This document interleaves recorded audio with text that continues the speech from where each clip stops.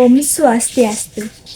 Hai teman-teman, hari ini saya akan mempresentasikan materi bab 7 tentang memahami daftar urut kepangkatan atau DUK pegawai. Sebelum itu, izinkan untuk saya memperkenalkan diri terlebih dahulu.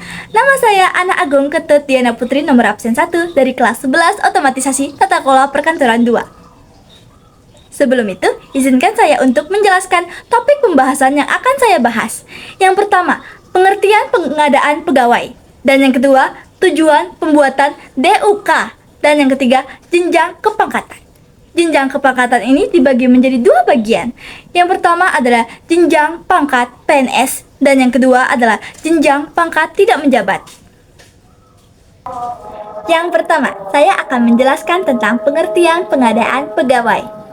Hal-hal yang mengenai DUK sebelumnya diatur dalam Peraturan Pemerintah Nomor 9 Tahun 1952 tentang daftar susun kepangkatan dan kenaikan pangkat pegawai negeri. Namun, peraturan tersebut dianggap tidak sesuai lagi, maka pemerintah menerbitkan peraturan baru, yaitu Peraturan Pemerintah Nomor 15 Tahun 1979 tentang Daftar Urut Kepangkatan Pegawai Negeri Sipil atau yang sering disebut dengan DUK. Yang berarti DUK atau Daftar Urut Kepangkatan ialah suatu daftar yang memuat nama pegawai negeri sipil dari suatu organisasi negara yang disusun menurut tingkat kepangkatannya. Yang kedua, tujuan pembuatan DUK.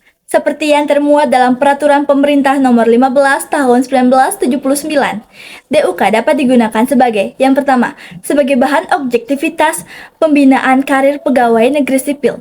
Yang kedua, sebagai cara untuk mengurangi praktik-praktik jual beli jabatan atau penyalahgunaan wewenang.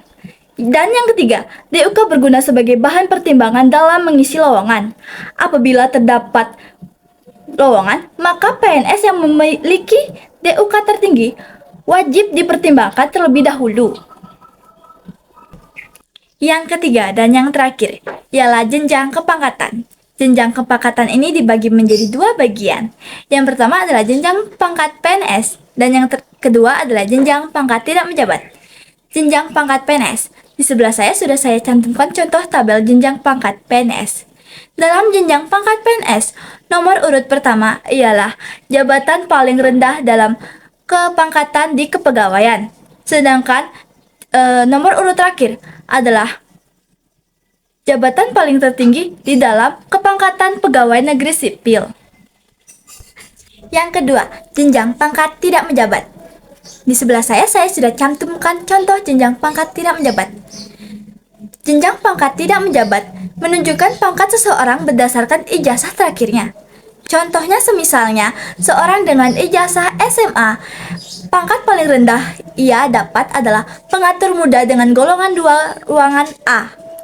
Sedangkan pangkat tertinggi yang bisa ia raih adalah penata muda tingkat 1 dengan golongan 3 ruangan B.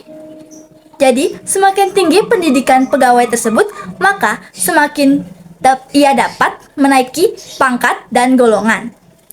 Sekian presentasi dari saya mohon maaf jika ada kesalahan kata atau kata-kata yang kurang berkenan. Saya tutup dengan Parama Santi. Om Santi Santi Santi.